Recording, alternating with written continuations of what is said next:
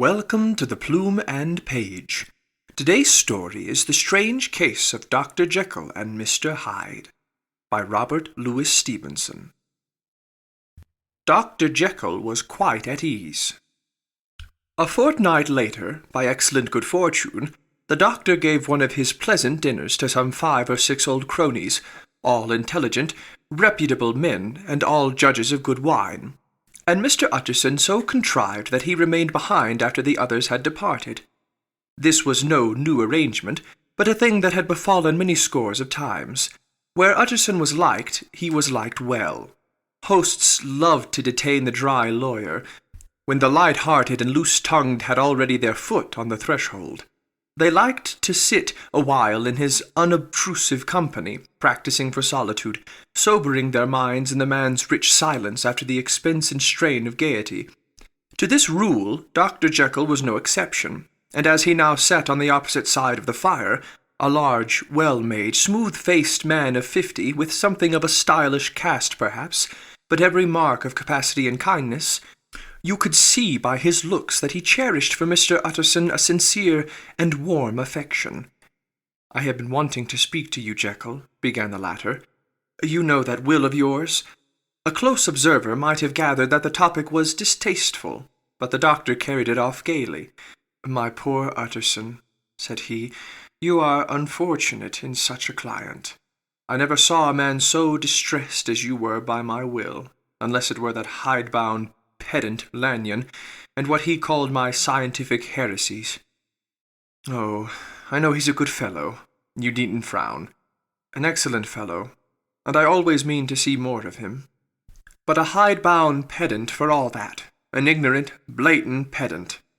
I was never more disappointed in any man than Lanyon." "You know I never approved of it," pursued Utterson, ruthlessly disregarding the fresh topic. "My will? Yes, certainly I know that," said the doctor, a trifle sharply. "You have told me so." "Well, I tell you so again," continued the lawyer. "I have been learning something of young Hyde." The large, handsome face of Dr. Jekyll grew pale to the very lips, and there came a blackness about his eyes. "I do not care to hear more," said he. "This is a matter I thought we had agreed to drop." "What I heard was abominable," said Utterson. "It can make no change." "You do not understand my position," returned the doctor, with a certain incoherency of manner. "I am painfully situated, Utterson. My position is a very strange one. It is one of those affairs that cannot be mended by talking." "Jekyll," said Utterson, "you know me. I am a man to be trusted.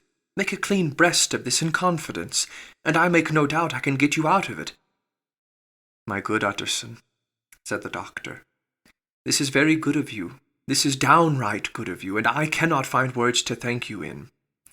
I believe you fully. I would trust you before any man alive, aye, before myself, if I could make the choice. But indeed it isn't what you fancy. It is not as bad as that. And just to put your good heart at rest, I will tell you one thing. The moment I choose, I can be rid of Mr. Hyde. I give you my hand upon that. And I thank you again and again, and I will just add one little word, Utterson, that I'm sure you'll take in good part.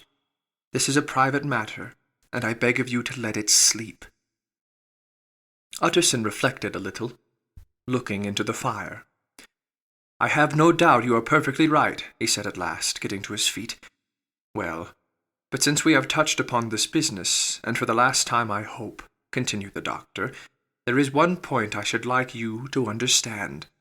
I have really a very great interest in poor Hyde. I know you have seen him, he told me so, and I fear he was rude. But I do sincerely take a very great interest in that young man. And if I am taken away, Utterson, I wish you to promise me that you will bear with him, and get his rights for him. I think you would if you knew all, and it would be a weight off my mind if you would promise." "I can't pretend that I shall ever like him," said the lawyer. "I don't ask that," pleaded Jekyll, laying his hand upon the other's arm. "I only ask for justice.